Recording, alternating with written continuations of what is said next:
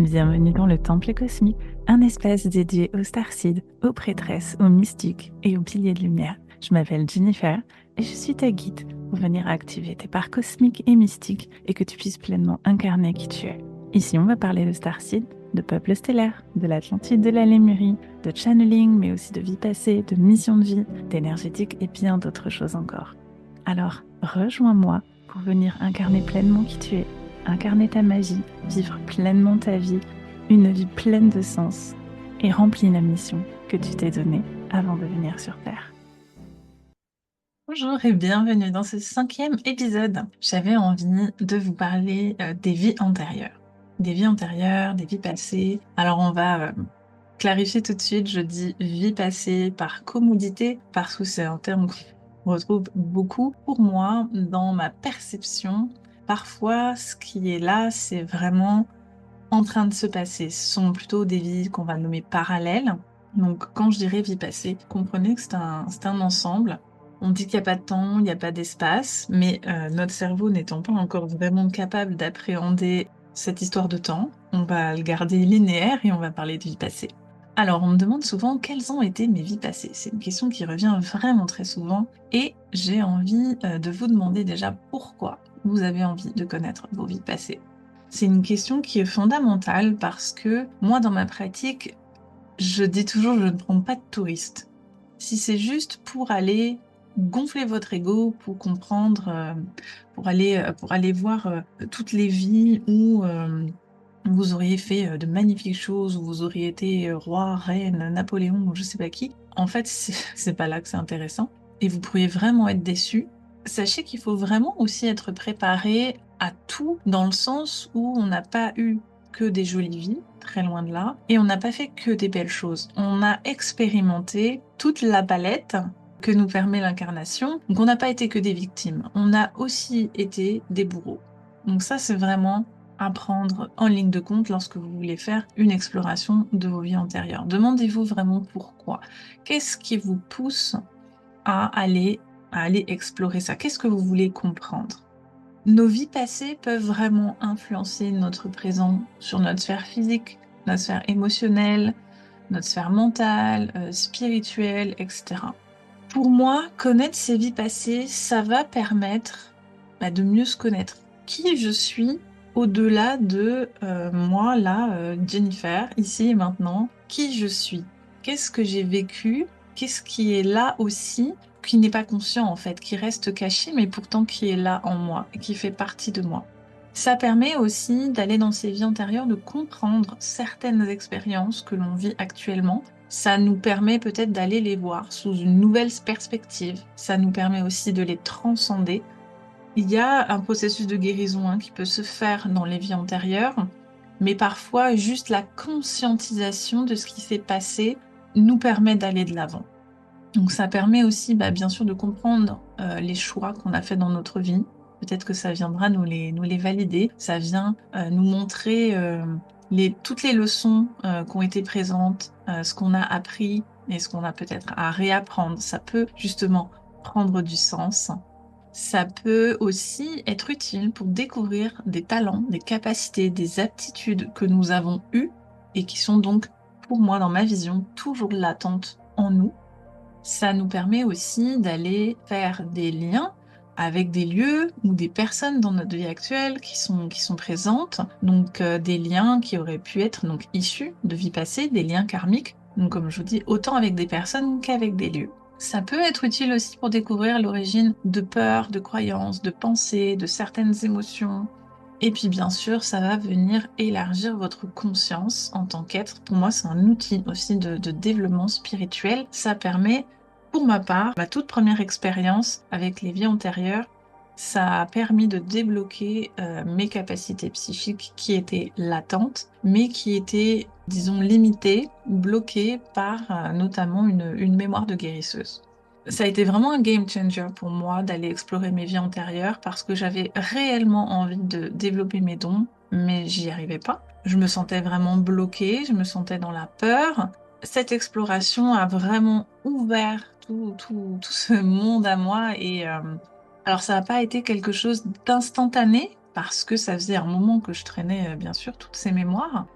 Mais par contre, ça m'a vraiment aidé à passer à l'action et tout le processus s'est développé au fur et à mesure. J'ai rencontré les bonnes personnes, j'ai fait j'ai fait des formations. Voilà, je me suis vraiment plus lancée dans ce qui me permettrait de suivre cette voie de développer mes dons.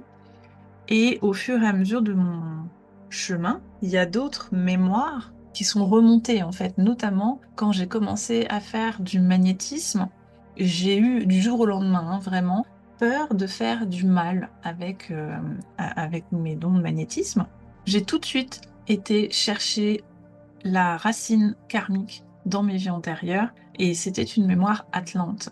En l'espace d'une semaine, c'était terminé. Cette peur avait littéralement disparu parce que j'avais compris d'où elle venait et que j'avais pu agir tout de suite dès qu'elle s'était manifestée. Alors justement, en parlant de manifestation de ces mémoires, il y a plusieurs choses qui peuvent venir activer les mémoires de vos vies passées et donc venir impacter votre vie de manière négative, mais aussi de manière positive, hein. Quand on va justement découvrir ses talents, ses capacités, etc., c'est plutôt quelque chose de positif. C'est toujours quelque chose qui va nous faire grandir, que vous le perceviez négativement ou positivement, dites-vous que c'est vraiment une expérience qui vous fait grandir. Donc certaines mémoires vont être actives, on va dire, dès votre naissance parce que ça va venir vous aider, ou en tout cas, alors quand je dis vous aider, c'est pas forcément, justement, vous pourriez vous le percevoir négativement, mais ça va vous amener tout ce dont vous avez besoin pour travailler, pour évoluer dans cette vie en tant qu'âme. Après, on va dire, après dans votre vie, dans le quotidien, ce qui va venir activer des mémoires, de nouvelles mémoires, ça va être par exemple la rencontre avec des personnes. Donc vous pourriez les avoir connues avant, ce qu'on va appeler des liens karmiques. Donc là, encore une fois, ça peut être positif ou négatif. Vous pouvez aussi aller dans certains lieux qui auront été importants pour vous, qui auront pu être aussi des lieux d'initiation. Donc là, on est vraiment dans des vies assez spirituelles et enfin, ces lieux vont réactiver des mémoires. Donc encore une fois, hein, ça peut être perçu négativement ou positivement. Et ça peut être aussi un choix délibéré d'aller sur certains lieux, peut-être qui vous appellent dans le monde, pour aller vous rappeler, pour aller réactiver ces mémoires et ces savoirs que vous portez déjà. Ensuite, le troisième point qui va venir activer vos mémoires, ça va être tout simplement des événements ou des circonstances particulières qui vont venir activer ces mémoires. Comme je vous disais tout à l'heure avec moi, quand je me suis mise à faire du magnétisme, ça a déclenché ces mémoires. Moi qui suis aussi entrepreneur, le fait de créer une entreprise, ça a fait remonter également énormément de mémoires de vie passée. Il y a beaucoup de personnes aussi qui sont dans mon cas et vraiment on pense que l'entrepreneuriat, c'est un accélérateur de développement personnel et spirituel assez incroyable. Donc comment on pourrait explorer ces vies passées? Personnellement, j'aime utiliser les annales akashiques. Donc on va aller directement dans cet espace de conscience pour aller chercher de l'information. Donc on n'est pas dans une configuration où on va forcément revivre la vie antérieure, même si c'est possible. Mais là, on va plutôt aller chercher de l'information. Quand on va aller dans les annales akashiques, on peut vraiment, même sans les revivre, être touché émotionnellement, vraiment très profondément. J'ai des clientes qui parfois pleurent en séance juste à l'évocation de ce que je vois, de ce que je perçois. Ça les touche, elles savent même pas pourquoi elles pleurent, c'est juste que ça vient les toucher. Donc cette technique de lecture akashique, ça peut s'effectuer tout seul si vous êtes à l'aise avec la lecture akashique ou avec, bien sûr, avec un thérapeute. Donc ces informations-là, comme je le disais tout à l'heure, la simple information peut déjà venir vous soulager parce que vous allez comprendre. Et parfois, le simple fait de comprendre vous permet de passer à l'action ou d'aller de l'avant ou de simplement de lâcher quelque chose sur lequel vous étiez en prise et ça n'avait pas de sens. Et là, vous mettez un contexte, vous mettez du sens. En fait, je pense que c'est ça. Le sens vient vous faire lâcher prise et le fait de comprendre que ça ne vous appartient plus aujourd'hui.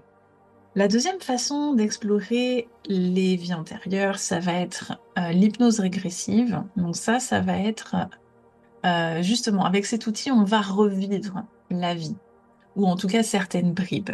Donc, selon votre capacité à lâcher prise, selon votre capacité à entrer en hypnose, le vécu sera plus ou moins intense.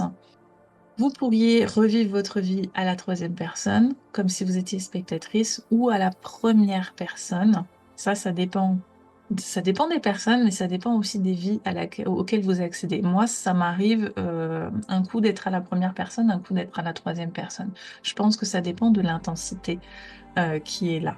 Parfois, on a juste besoin d'un peu de recul. En général, cette technique, elle se fait par le biais de quelqu'un qui va vous guider la séance parce que c'est vraiment pas facile à faire tout seul, je vous le déconseille. Après, il y a plusieurs méthodes. Moi, c'est pas une méthode d'hypnose directement que j'utilise, je ne suis pas hypnothérapeute.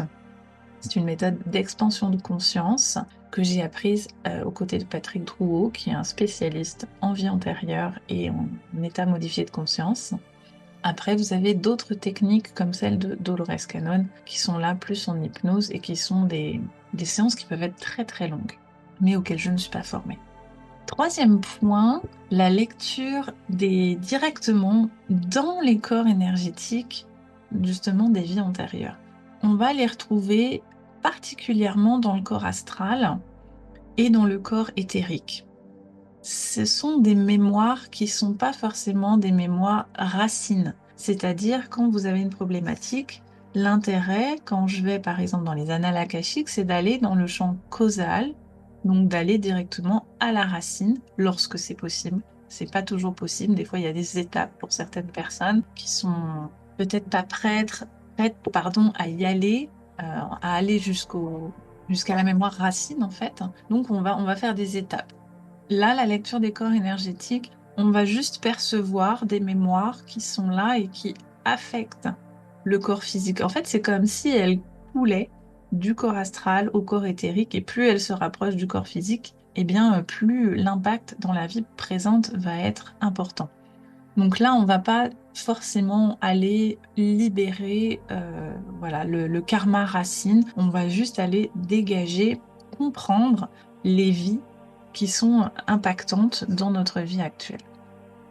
Donc ces informations-là, pour les capter, ça demande un peu de pratique, hein. On va les capter grâce à nos perceptions extrasensorielles, clairaudience, clairvoyance, clairconnaissance, clairressenti, etc. Je voudrais aussi vous parler des rêves. Alors, les rêves, c'est aussi un moyen d'avoir accès à ses vies passées. Donc, il y en a qui demandent, juste avant de s'endormir, d'avoir accès à une vie en lien avec une problématique que vous vivez actuellement et surtout demander à s'en souvenir au réveil. Pour moi, c'est un peu hasardeux parce que, alors moi déjà personnellement, voilà, je n'y arrive pas. En tout cas, c'est pas sur commande. Ça dépend aussi de votre capacité à rêver, de votre capacité à vous souvenir de vos rêves. Moi, je rêve énormément. Je me souviens en général assez bien de mes rêves. Moi, je rêve beaucoup de galactiques, on va dire. Je n'ai pas de vie passée sur Terre. Lorsque je rêve, ça va être plutôt de vie passée dans d'autres planètes, dans le galactique. Donc là, c'est vraiment à vous de tester pour voir si c'est quelque chose avec lequel vous arrivez plus ou moins à jouer, on va dire, hein, avec vos rêves. Moi, c'est pas le cas. Un autre moyen d'aller explorer ses vies antérieures, là, ça va être peut-être une technique un peu plus sage, notamment si vous débutez et puis que vous avez un peu peur d'aller vous confronter directement à vos vies antérieures, ce que je peux comprendre. Donc, vous pouvez utiliser des oracles, des tarots. Alors moi, les tarots, je ne sais pas m'en servir spécifiquement pour les vies antérieures. J'utilise des oracles pour venir mettre en lumière des problématiques et comprendre ce qui est là en fait, mais d'un point de vue vie antérieure. Donc il y a des jeux vraiment spécifiquement conçus pour ça, il y en a même de plus en plus. Donc vous avez des oracles de vie antérieure, des oracles sur les mémoires, des oracles sur les annales akashiques. Donc voilà, vous pouvez aller explorer ce type de jeu ou prendre un jeu plus classique et puis vous faire un tirage spécifique vie antérieure. Je suis sûre que vous en trouverez plein sur Internet. Le dernier point pour explorer ces vies antérieures, ça rejoint un petit peu les oracles, c'est d'utiliser un pendule.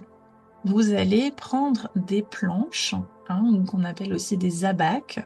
Donc, ce sont des cercles ou des demi-cercles sur lesquels vous allez avoir un certain nombre de choses écrites. Et vous pouvez faire du coup vos recherches, poser vos questions. Il y en a vraiment beaucoup qui existent, des planches. Vous pouvez même créer les vôtres. Moi, j'utilise le site subtil.net. Donc, il y a déjà des planches toutes faites.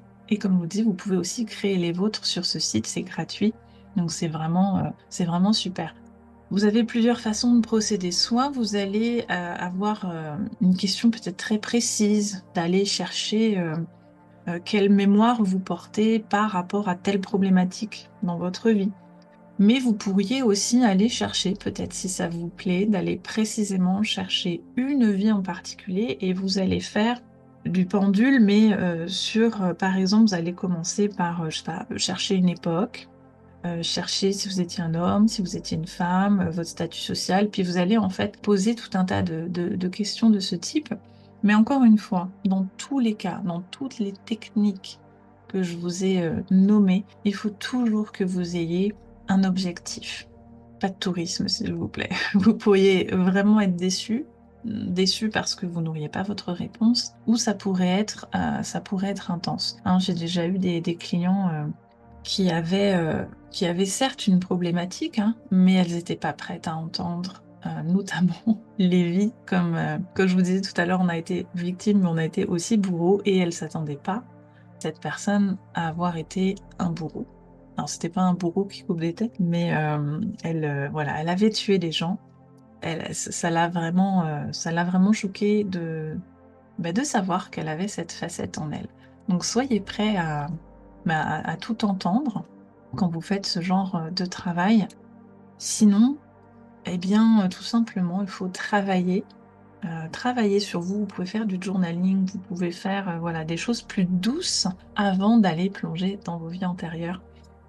Mais je vous assure que c'est vraiment un sujet extrêmement passionnant. Moi, j'ai vraiment découvert une voie qui m'a passionnée au-delà de ce que je pensais. Alors, outre le fait que j'ai découvert que je j'avais pas juste une imagination débordante, que je voyais réellement des vies passées quand j'avais des choses qui me passaient dans la tête. Alors, c'était les miennes, mais c'était aussi celles d'autres personnes.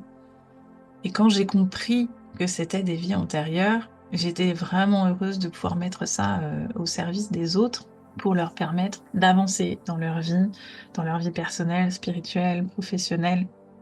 C'était surtout d'aller dans cet objectif, d'aller libérer les blocages, mais d'aller aussi récupérer des savoir-faire, savoir-être, pour leur permettre d'aller encore plus dans le service, d'aller encore plus se sentir nourri de l'intérieur, avoir une vie qui a du sens. Souvent, c'est ça qui est présent aussi, c'est redonner du sens à son existence. Voilà sur les vies antérieures. Si vous avez des questions, ça me fera vraiment très plaisir de vous répondre. Comme d'habitude, je vous mets des petits liens si vous avez envie d'aller plus loin. À bientôt!